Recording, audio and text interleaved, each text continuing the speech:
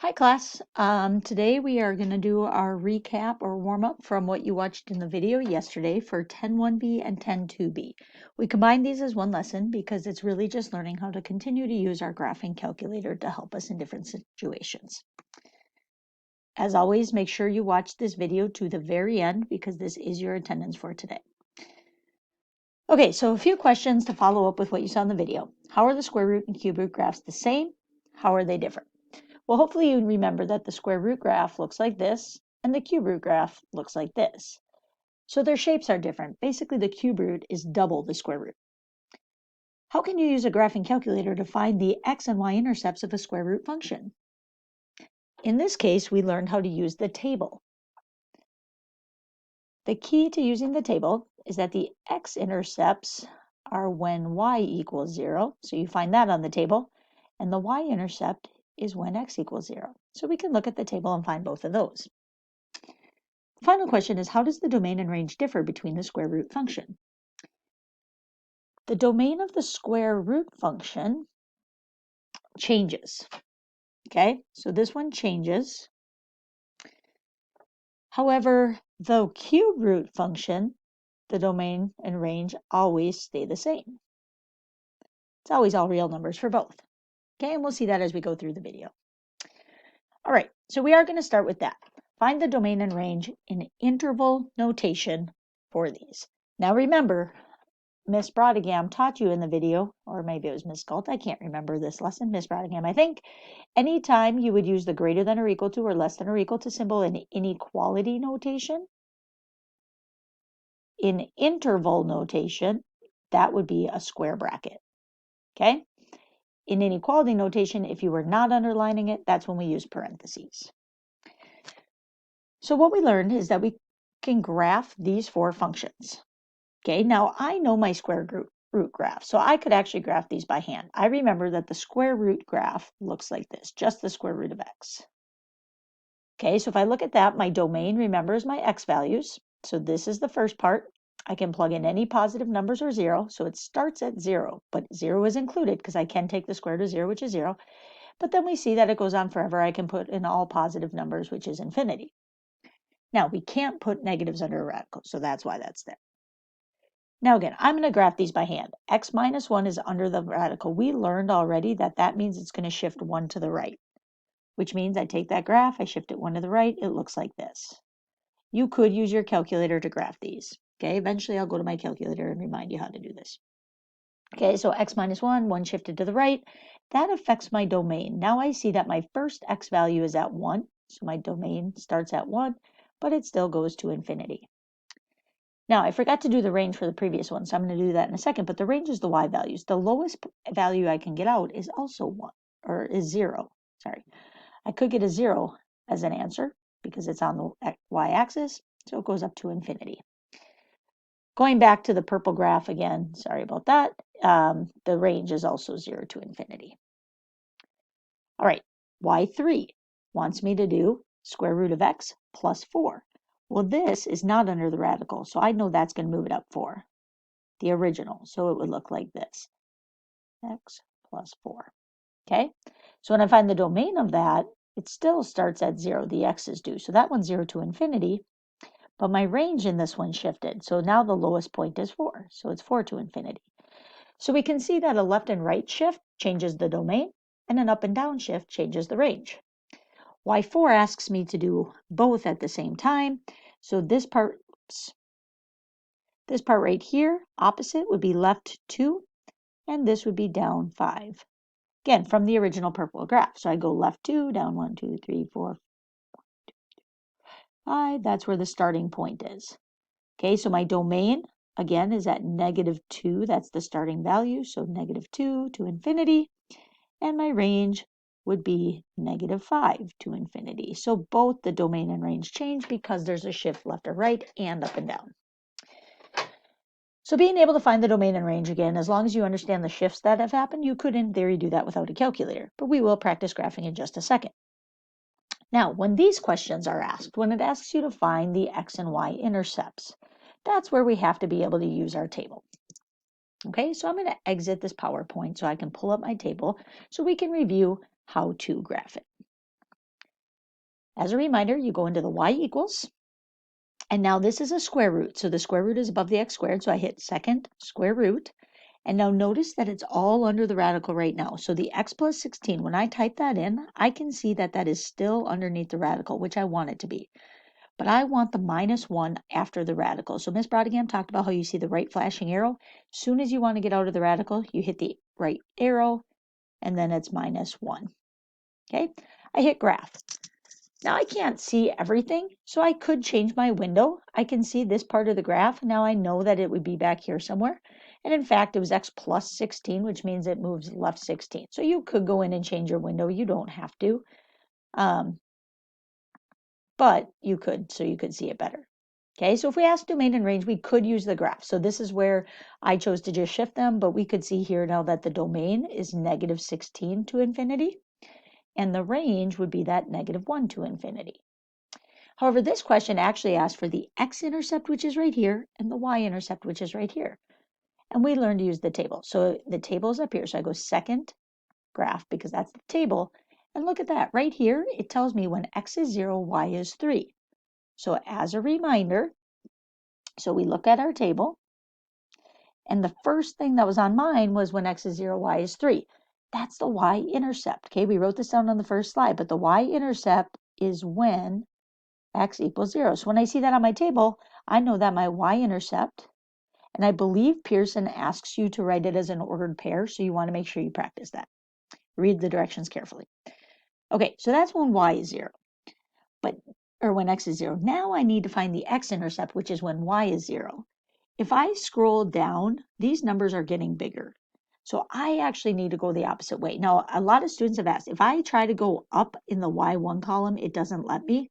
So if you want to see previous values of x, you actually have to click over. You have to do it on the x. Okay, so as my x's keep getting smaller, I see that these y's are getting smaller and smaller. So I have to keep going until I see 0. Okay, and so I see that at negative 15, that's when y is 0. Okay, so that's going to be my answer. Again, I find that in the table.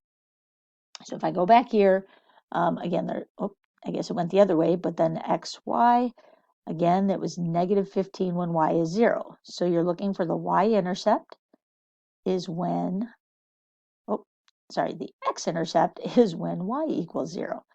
So my x-intercept in this case would be negative 15, 0. All right, I want you to pause the video and try this second one on your own. So go to your calculator, type it in, use the table, and find the y-intercept and the x-intercept. Okay, draw a little sketch of your table in your notes so that you know how you found it. All right. So again, hopefully you did this. I would clear this out and I would type in my new function. So second square root, this one was x plus 9. Right arrow key to get out of the radical, minus 4.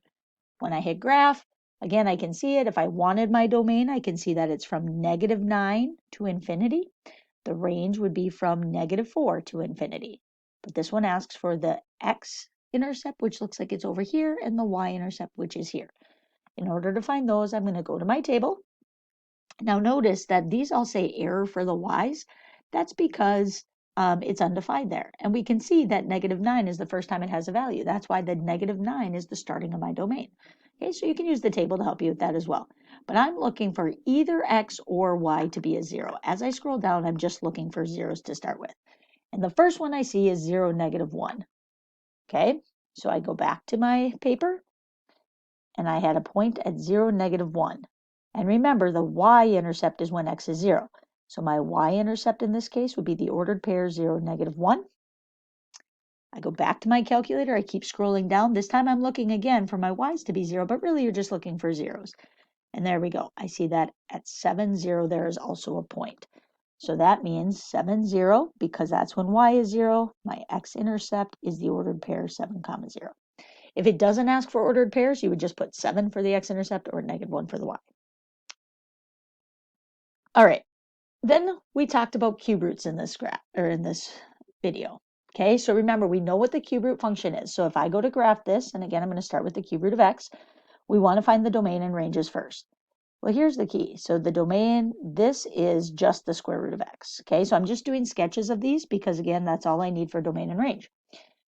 Domain, well, it keeps going to the left and right forever. I can plug anything I want in for x when I'm taking the cube root, which means the domain is negative infinity to infinity, or it would be called all real numbers. So we need to know that interval notation, but I think Pearson this time might just call it all real numbers.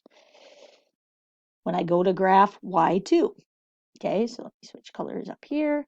So y2, the minus 3 is under the cube root, which means it's going to go 3 to the right. We want to keep practicing understanding that. 1, 2, 3. Well, if I just move this center point 3 to the right, it still looks like this. So this is the cube root. Oops, I got my cube root there. X minus 3. Well, again, I didn't change. It just moved, but my domain is still negative infinity to infinity, or all real numbers. Okay, remember the symbol for all real numbers is that R with the double vertical lines. Once again, I forgot my range. Sorry about that. The range of the original, again, it goes up and down forever. I can get any y values out. So it's negative infinity to infinity. And when I shifted it, it didn't change.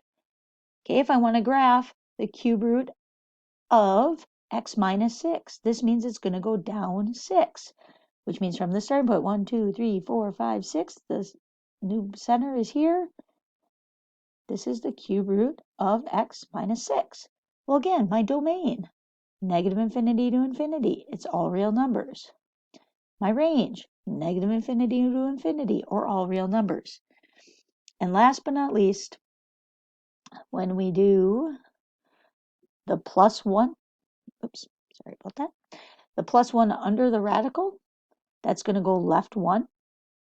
The plus 8 is going to go up 8, which means I go left 1, up 1, 2, 3, 4, 5, 6, 7, 8. So even though my graph is way up here now, again, my domain is still negative infinity to infinity, and my range is still negative infinity to infinity.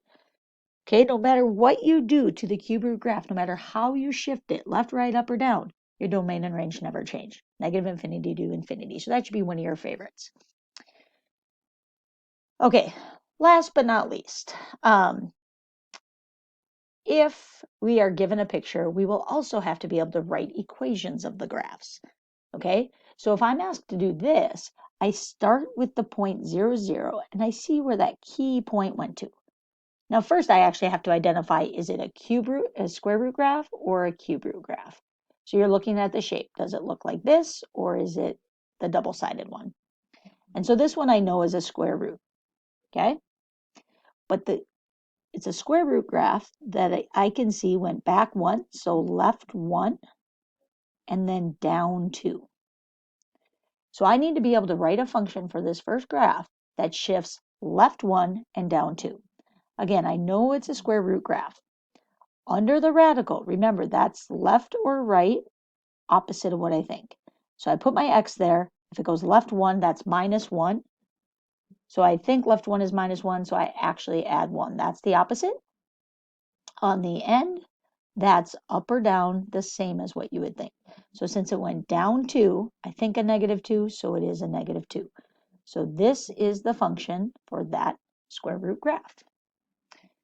When I look at my next graph, I see that it's a cube root function because it's got that curved shape, okay, the two sides basically. When I have a cube root graph, I need to find kind of that center point, the part where it switches from going upside down basically to right side up. Remember, I'm comparing it to 0, 0. So first I think about left and right, and I see that to get to that point, I go right 2, and then I also see that I go up 2.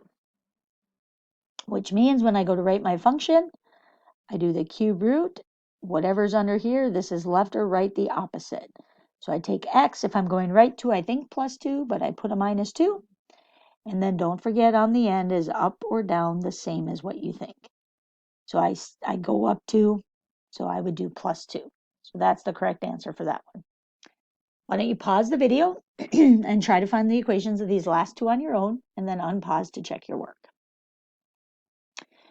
All right, hopefully you thought the third one was a cube root graph, because it is. We're going from here to here. Okay, so back 1, 2, 3, 4, 5. So it goes left 5, and then it goes down 1. So hopefully your equation to show the left 5, again, this is a cube root, don't forget the cube. Left 5 would actually be an x plus 5 under the radical. Down 1 would be a minus 1 on the end. That should be your answer for that one. And last but not least, hopefully you recognize this last one as a square root. From 0 to this point, we go to the right 1, 2, 3. So we need to show it as right 3 and up 1, 2, 3, 4, up 4. So when I went to write this equation, again, under the square root sign, I need to show the right 3, which is opposite. So that would be x minus 3. Up 4 is on the end, so plus 4. All right. Hopefully that is what you got for those two. And that is the end of the recap for today. Everybody now should go start working on the 10.1b/10.2b Pearson practice. If you can get that done by the end of the hour, that's ideal. Also, don't forget, before tomorrow, you would want to watch the 10.3 day 1 video. It's linked in the calendar, because then tomorrow you'll watch the 10.1 day 1 recap during class as your ABA, and then you'll work on that assignment. Both of those assignments will be due on Monday morning. Thank you.